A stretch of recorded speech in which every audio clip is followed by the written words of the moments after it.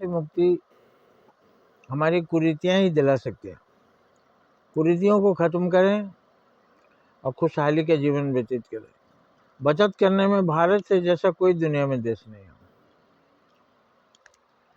यहाँ लोग रूखा सूखा खाकर भी पैसे बचा लेते हैं, मगर वो बचत किसी काम में नहीं आती, क्योंकि वो नाजायज खर्चा हो जाता है। घर में कोई मरा, सारा भोज में खर्च कर दो, और कर्ज कम पड़े तो कर्जा भी ले लो, और दिनों तक बाद में भाव तक बचाया, अब आगे भी सालों साल तुमको बचाना होगा, उसी तरह से आधा पेट खा के रहना होगा। शादी आई तो भी धूमधाम से करो। एक लड़के की शादी हुई, मीडियम क्लास का लड़का था, 2 बस से बारातियों को लाया था।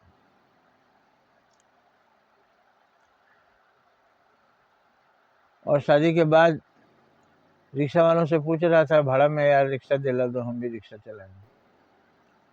मेरे पास पैसा नहीं है, भूखमरी का शिकार हो गया। तो ऐसा 2 बस में बारात लाया, क्या फायदा होगा? और अगले दिन रिक्शा चलाने खोज रहा है, तब घर चलेगा। एक दिन नाली में रसगुल्ले बहते हैं, खराब हो गया, नाली में फेंक दो, और दूसरे दिन एक टुकड़ा गुड़ को भी तरसते हैं। ये व्यवस्था, ये मैनेजमेंट कैसा है? मूर्खों का मैनेजमेंट है। यही दूसरे देशों में नहीं है, इसलिए धनवान है, उतना बचत भी नहीं करते, खाते हैं, दारू पीते हैं, फिर भी हमसे खुशहाल है।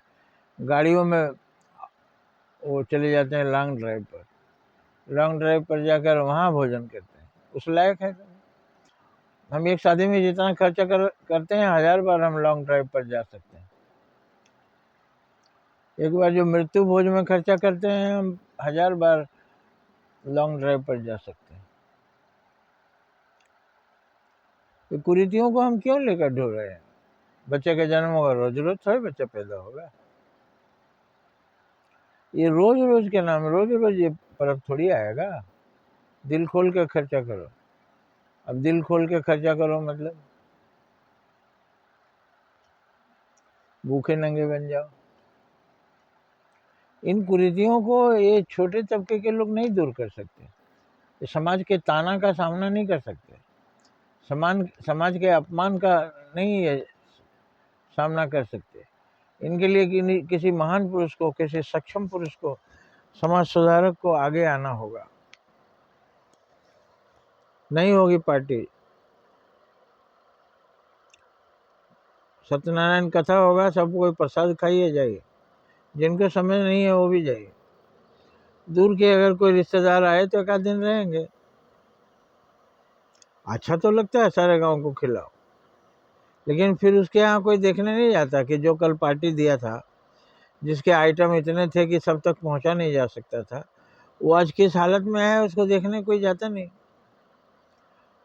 उस भोज देने के बाद अगर उसकी कोई हालत देख ले तो ना तौबा करेगा कि ये बहुत खराब चीज़ है।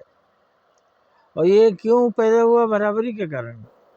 उसने किया तो हम भी करेंगे।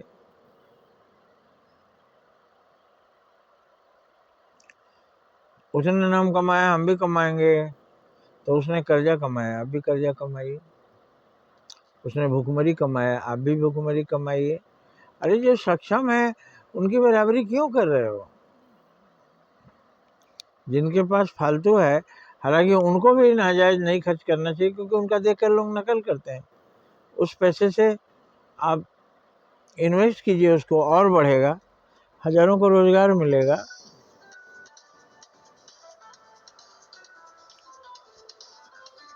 इस तरह कुछ हम कह रहे हैं, कुछ आपको स्वयं सोचने की जरूरत है।